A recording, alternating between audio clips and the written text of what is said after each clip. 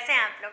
जैसे कि हम लोग बात कर रहे थे प्लांट फिजियोलॉजी के बारे में, तो प्लांट फिजियोलॉजी फर्स्ट है वो हमारी कंप्लीट हो चुकी, जिसमें हम लोगों ने वाटर एब्जॉर्प्शन, ट्रांसपीरेशन, उसी के साथ में हम लोगों ने मिनरल न्यूट्रिएंट्स देखे और एंजाइम देखे। आज जो हम स्टार्ट करने वाले हैं वो स्टार्ट करने वाले हैं प्लांट फिजियोलॉजी सेकंड। तो प्लांट फिजियोलॉजी सेकंड में हमारा जो फर्स्ट टॉपिक रहेगा वो रहेगा फोटोसिंथेसिस। तो हम लोगों ने जो मिनरल न्यूट्रिएंट्स देखे थे, वाटर देखा था, किस टाइप से स्टोमेटल एक्टिविटीज़ के थ्रू गैसेस का एक्सचेंज हो रहा था, तो वही सब चीज़ों को हमें अप्लाई करते हुए हमें थोड़ा सा प्लांट फिजियोलॉजी को एडवांस्ड पढ़ना है, जिसमें हम लोग फोटोसिंथेसिस, रेस्पायरेशन और प्लांट ग्रोथ के बारे में बात करने वाले हैं।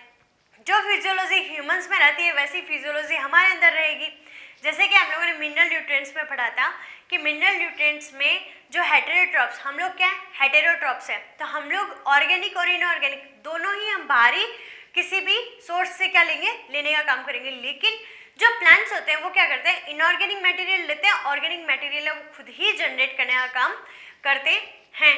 तो हम लोग आज का हमारा जो टॉपिक रहेगा वो रहेगा फोटोसिंथेसिस। फोटोसिंथेसिस एक ऐसा टॉपिक है जो आप 6th क्लास से भी पढ़ते हुए आ रहे हैं। 6th क्लास में आप लोगों ने फॉर्मूला देखा है कि भाई लीव्स के अंदर क्लोरोफिल होता है, सनलाइट की प्रेजेंस होती है, उसी के साथ में H2O चाहिए, CO2 चाहिए, इन सब चीज़ों के मिक्सअप से ग्लूकोज बनता है, ऑक्सीजन बनता है। हमारे लिए प्लांट क्या बनाता है, फूड बनाता है, हमारे लिए क्या बनाता है, ऑक्सीजन का फॉर्मेशन करता है। ठीक है, उसी के साथ में हम लोगों ने देखा कि मेटाबॉलिक रिएक्शंस है वो हमारे अंदर भी होती है, मेटाबॉलिक रिएक्शंस है वो प्लांट्स के अंदर भी होती है। तो प्लांट्स में जो मेटाबॉलिक रिएक्शन हो रही है उसमें छोटी छोटी चीज़ें एक बड़ा प्रोडक्ट बनाती है, तो वो एनाबॉलिक होती है। और यदि बड़ा प्रोडक्ट है वो छोटी छोटी चीज़ों में टूट जाए वापस, तो वो होता है कैटाबॉलिक प्रोसेस होती है।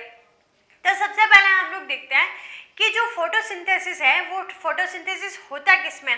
तो आप लोगों को एक चीज़ तो अच्छे से ध्यान में है कि जितने भी ग्रीन कलर के प्लांट्स हैं, क्योंकि क्लोरोप्लास्ट एक ऐसा पिगमेंट है जिसके कारण ही लीव्स का कलर है वो ग्रीन होता है। तो जितने भी ग्रीन प्लांट्स हैं वो सारे के सारे फोटोसिंथेसिस करने का काम करते हैं। फोटोसिंथेसिस यदि हम लोग इसका मीनिंग देखें, नाम का क्या मीनिंग होगा, तो फोटो का मीन्स होता है लाइट और सिंथेसिस मतलब किसी चीज़ का फॉर्मेशन करना। तो फोटोसिंथेसिस का मतलब लाइट के प्रेजेंस में फूड का जो फॉर्मेशन है उसको हम क्या कहेंगे, फोटोसिंथेसिस कहेंगे। ठीक है, तो आप लोगों ने R.H. व्हीटेकर का नाम सुना होगा।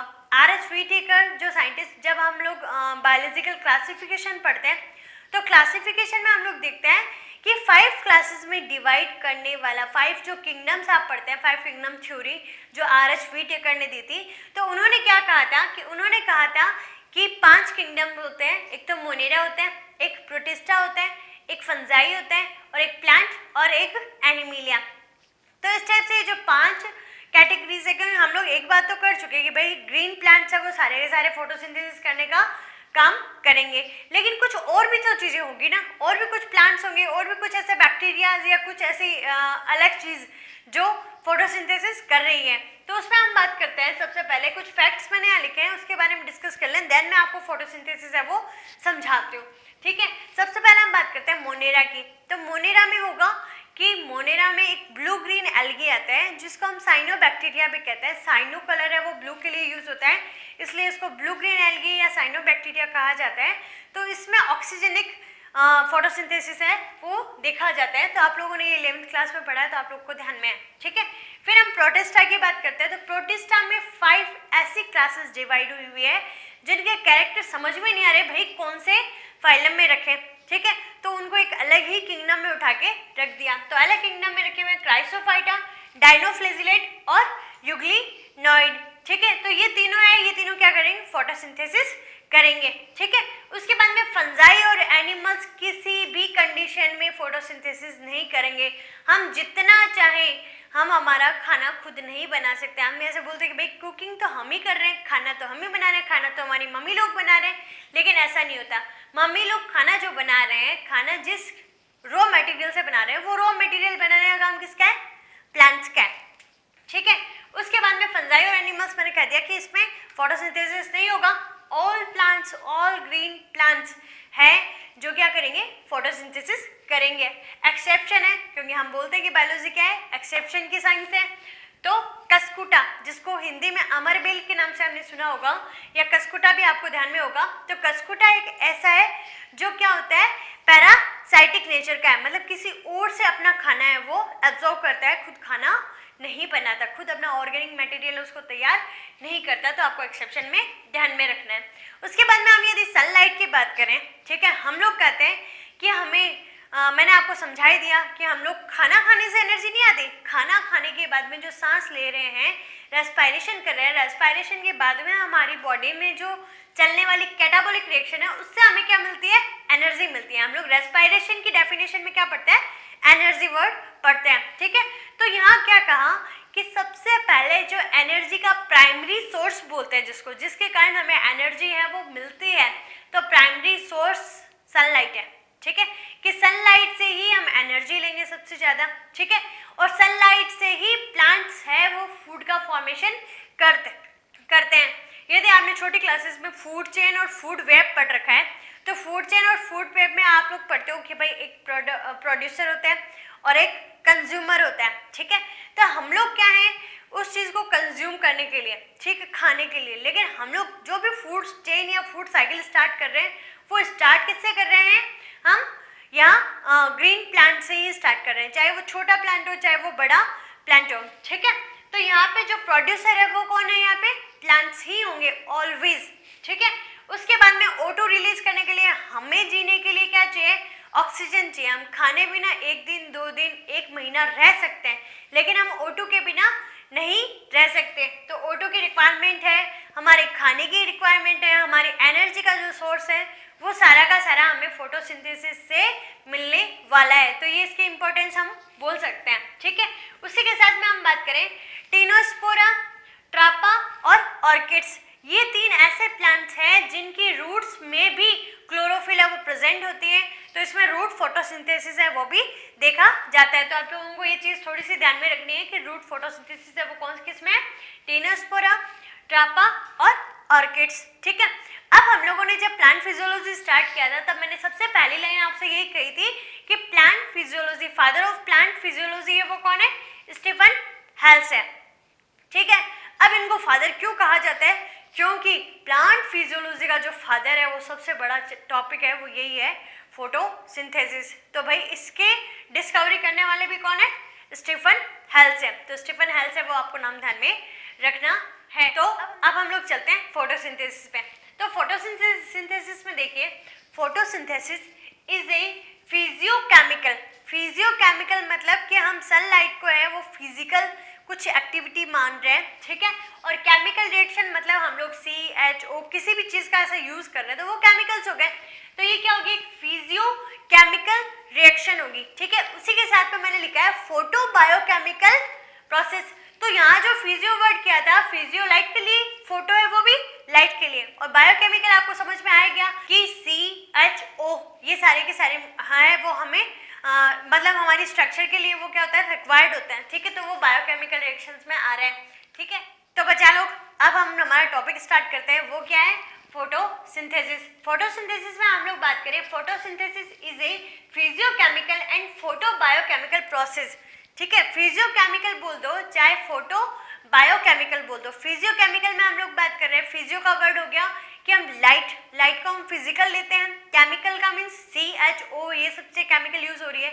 यहाँ सीधा सीधा ही बोल दिया फोटो बायोकेमिकल, तो फोटो हम लोग लाइट के लिए ही यूज कर रहे हैं, ठीक है। उसके बाद में ये जो बायोकेमिकल रिएक्शंस है, बायोकेमिकल रिएक्शंस की खास बात है वो कौन कौन सी है, एक तो ये कैसी रिएक्शन है, एनाबॉलिक रिएक्शन है। जब मैंने आपको मेटाबॉलिज्म पढ़ाया था तो मैंने कहा था कि एनाबॉलिक और कैटाबॉलिक 2 रिएक्शंस होती है। एनाबॉलिक का मीन्स होता है कि छोटी छोटी चीजें बड़ा प्रोडक्ट बना रही है, और कैटाबॉलिक का बड़ा प्रोडक्ट है वो छोटी छोटी चीजों में टूट रहा है, ठीक है। तो यहाँ पे ये जो CO2 लिखा हुआ है छोटा सा, H2 है वो भी छोटा सा है, लेकिन C6H12O6 है वो थोड़ा सा बड़ा है, ठीक है। तो ये क्या हो गई, यहाँ पे सिंथेसाइज रिएक्शन हो गई, ठीक है, इसको हम एनाबॉलिक कहेंगे। फिर हमारा नेक्स्ट है यहाँ पे एंडरगोनिक। एंडरगोनिक का मीन्स हो गया कि इसमें एनर्जी की रिक्वायरमेंट रहती है, एनर्जी बनती नहीं है, एनर्जी की रिक्वायरमेंट। नेक्स्ट चैप्टर जब हम लोग रेस्पिरेशन पढ़ेंगे उसमें एनर्जी रिलीज होगी, यहाँ पे एनर्जी है उसको यूज किया जाएगा खाना बनाने के लिए, ठीक है। उसके बाद में हमारे ये रेडॉक्स रिएक्शन है। रेडॉक्स रिएक्शन आप सब जानते हैं क्योंकि आप लोग 10th 9th 10th और 11th 12th से पढ़ते हुए आ रहे हो कि रेडॉक्स रिएक्शन होती है कि जिसमें ऑक्सीडेशन और रिडक्शन है वो दोनों के दोनों प्रेजेंट हो, ठीक है। तो ये तीनों नाम आपको ध्यान में रखना है। देन हम लोग वापस एक बार डेफिनेशन पढ़ते हैं। फोटोसिंथेसिस इज ए फिजियोकेमिकल और photo biochemical in which process in which organic component क्या है यहाँ पे, कार्बोहाइड्रेट, ठीक है। ऑर्गेनिक कंपोनेंट है carbohydrate are synthesized from the inorganic raw material. Inorganic raw material का मीन्स हुआ कि यहाँ पे H2O यूज हो रहा है, CO2 यूज हो रहा है, इनको यूज करके क्या बनाया जा रहा है, ऑर्गेनिक कंपोनेंट बनाया जा रहा है जिसका नाम क्या है, कार्बोहाइड्रेट। हम स्टार्च बोल सकते हैं, ग्लूकोज बोल सकते हैं। तो कार्बोहाइड्रेट का फॉर्मेशन हो रहा है, लेकिन कंडीशन क्या रहेगी, in the presence of light and pigment, ठीक है। ये सारी चीजें रूट्स में और स्टेम में भी हो सकती है, लेकिन जो पिगमेंट का होना जरूरी है। पिगमेंट में हम लोग प्लास्टिड का यूज करते हैं। प्लास्टिड हमारे क्लोरोप्लास्ट रहेगा इसके अंदर। तो क्लोरोप्लास्ट की एब्सेंट में फोटोसिंथेसिस नहीं हो सकता। अब आप मेरे को आंसर करेंगे कि क्लोरोप्लास्ट की स्ट्रक्चर में कौन कौन से दो ऐसे मैंने मेजर न्यूट्रिएंट्स आपको लिखवाए हैं, और आंसर करना आपको जरूरी है। यदि आप आंसर नहीं करेंगे तो मेरे को मोटिवेशन ही नहीं मिलेगा। मोटिवेशन नहीं मिलेगा तो मैं लेक्चर्स आगे के नहीं बनाऊंगी, ठीक है। तो मेरी मोटिवेशन के लिए आपको आंसर करना है, वो जरूरी है। देख के कर सकते हो भाई, ठीक है। पिगमेंट्स और O2 है वो भी क्या होगा, एक प्रोडक्ट की तरह रिलीज होगा। अब हम रिएक्शंस देखते हैं। यहाँ पे आप लोगों ने ये रिएक्शन देखी है। मैंने कहा सनलाइट की प्रेजेंस है भाई, क्लोरोप्लास्ट है, ठीक है। CO2 है, CO2 किसके थ्रू लिया जाएगा, स्टोमेटा के थ्रू, ठीक है। स्टोमेटा में गैसेज एक्सचेंज होता है, स्टोमेटा के थ्रू ले लिया। H2 है, H2 किसके थ्रू लिया, रूट्स के थ्रू ले लिया, ठीक है। तो यहाँ पे H2 हो गया, CO2 हो गया, क्लोरोप्लास्ट है, सनलाइट है। तो इसके प्रेजेंस में जो प्रोडक्ट बनेगा वो क्या बनेगा, यहाँ पे glucose C6H12O6 plus 6O2 plus 6H2, ठीक है। अब इसको याद करने के लिए आपको ध्यान में रखना पड़ेगा कि यहाँ पे कौन सी रिएक्शन है वो ऑक्सीडेशन हो रही है, कौन सी रिएक्शन है वो रिडक्शन हो रही है, ठीक है। अब प्लांट में एक चीज आपको ध्यान में रखनी है कि प्लांट में आपको क्लोरोप्लास्ट तो समझ में आ गया। क्लोरोप्लास्ट के स्ट्रक्चर है वो भी आप लोगों ने जो 11th क्लास का सेल बायोलॉजी था उसमें आप लोगों ने देखी हुई है। नेक्स्ट भी हम वीडियो है वो क्लोरोप्लास्ट के स्ट्रक्चर पे ही बनाने वाले हैं। तो आपको यदि थोड़ा बहुत याद है लास्ट ईयर का, तो आप लोगों को ध्यान में होगा कि उसका जो लिक्विड मटेरियल था पूरा जो क्लोरोप्लास्ट में भरा हुआ था वो स्ट्रोमा पोर्शन था, और उसमें कुछ सिक्के से जची हुई स्ट्रक्चर थी, कॉइन्स थे वो जमे हुए थे जिसको ग्रेनम बोल रहे थे, वो आपके थे मतलब अरेंज थे उसमें सारे के सारे क्लोरोप्लास्ट में, ठीक है। तो इसमें क्या होता है कि जो फोटोसिंथेसिस रिएक्शन चलती है तो इसका मतलब ये नहीं है कि पूरा ही टाइम सिर्फ जो सनलाइट रहेगी उसी टाइम में वो प्लांट काम करेंगे। जैसे ही अंधेरा हुआ तो भाई छुट्टी ले ली, हम तो सो रहे हैं, हमें कोई काम नहीं करना, बस गुड नाइट, ऐसा नहीं होता। प्लांट है वो डार्क रिएक्शन भी करता है, प्लांट है वो लाइट रिएक्शन भी करता है, ठीक है। लाइट रिएक्शन में वो ATP का फॉर्मेशन करेगा और डार्क रिएक्शन में फूड का फॉर्मेशन करेगा, ठीक है। लेकिन जो ATP चाहिए वो भी तो खुद बना ही रहे, खुद को एनर्जी भी तो बना रहा है, ठीक है। तो यहाँ पे आप लोगों को एक चीज है वो तो सीधा याद रखना है। नेक्स्ट कल में जब आपको क्लोरोप्लास्ट का डायग्राम पढ़ाऊंगी उस टाइम ये चीज मैं आपको वापस एक्सप्लेन कर दूंगी। तो आप लोग देखिए यहाँ पे H2 है उसमें OH यहाँ पे ऑक्सीडेशन हुआ, और इसके ऑक्सीडेशन है वो कब हो रहा है, लाइट के प्रेजेंस में हो रहा है, इसलिए इसको लाइट रिएक्शन बोल रहे हैं। और लाइट रिएक्शन होता कहाँ है, मैंने अभी जो कॉइन्स वाली स्ट्रक्चर बताई ग्रेना पोर्शन में, ठीक है। तो यहाँ इसके ऑक्सीडेशन से क्या बना, O2 बना, ठीक है, ऑक्सीजन है वो रिलीज हुआ। देन हम बात करते हैं कि यहाँ पे जो H+ है वो CO2 का रिडक्शन करेगा। CO2 का रिडक्शन है वो किस टाइम करेगा, डार्क रिएक्शन के टाइम, ठीक है। मतलब जिस टाइम क्या रहेगा, अंधेरा रहेगा, ठीक है। तो डार्क रिएक्शन कहाँ हो रही है, स्ट्रोमा के अंदर, ठीक है। तो स्ट्रोमा ग्रेना में वापस आपको एक्सप्लेन कर दूंगी कल के डायग्राम में, लेकिन आपको अभी ये फॉर्मूला से ध्यान में रखना है कि भाई किसका ऑक्सीडेशन हुआ और किसका रिडक्शन हुआ। ऑक्सीडेशन और रिडक्शन दोनों साथ में होने का इसको क्या बोलते हैं हम, रेडॉक्स रिएक्शन बोलते हैं, ठीक है। ये सारा का सारा काम होने के बाद में CO2, H2O और O2 और H2O इनकी वैलेंसी कंप्लीट करने के लिए सब जगह 6 का ध्यान में रखना है। C6H12O6 यूज करते हैं ना, ठीक है। तो उसी टाइप से CO2 के आगे भी क्या लगाना है, 6, H के पीछे क्या लगाए 12, तो यहाँ पे आप वापस 12 लगा सकते हो। O के पीछे 6 लगा है तो यहाँ O2 से पहले 6 यूज कर लेना और 6H2O को रिलीज कर देना। ये जो रिलीज होने वाले H2O है, आप कहोगे कि भाई ये तो हम फूड के लिए यूज ले लेते हैं, ये हम रेस्पिरेशन में यूज कर लेते हैं, लेकिन H2O का क्या होगा? H2O ट्रांसपिरेशन के थ्रू कहाँ चला जाएगा? बाहर चला जाएगा, ट्रांसपिरेशन लॉस हो जाएगा उसका, ठीक है। एक्वेटिक प्लांट में सबसे ज्यादा फोटोसिंथेसिस है वो देखने के लिए मिलता है, ये बात ध्यान में रखना। और फोटोसिंथेसिस में लाइट एनर्जी को केमिकल एनर्जी में कन्वर्ट किया जाता है, तो ये बात भी आपको ध्यान में रखनी है। तो यहाँ पे आपका जो एक हल्का फुल्का जो फोटोसिंथेसिस का इंट्रोडक्शन था वो आपका कंप्लीट होता है। देन हम लोग कल से फोटोसिंथेसिस है वो बहुत अच्छे से स्टार्ट करेंगे, क्योंकि अभी तक का जो मैंने बात बताई वो शायद आपको ध्यान में भी होगी, क्योंकि आप 6th क्लास से इस चीज़ को पढ़ते हुए आ रहे हो। लेकिन आगे का थोड़ी सी जो रिएक्शंस वगैरह रहेगी वो आपको थोड़ा सा अच्छे से पढ़ना है, क्योंकि इस यूनिट से एक बड़ा क्वेश्चन पूछा जाता है 3 या 4 नंबर का। तो ये यूनिट है वो बहुत ही ज़्यादा इंपॉर्टेंट और थोड़ी सी हार्ड भी बोल सकती हूँ। तो आप जितना इंटरेस्ट से इस चीज़ को पढ़ना शुरू करेंगे उतना ही आपके लिए प्रॉफिटेबल रहेगा। तो खुश रहिए, मुस्कुराते रहिए और घर पे सुरक्षित रहिए। Thank you.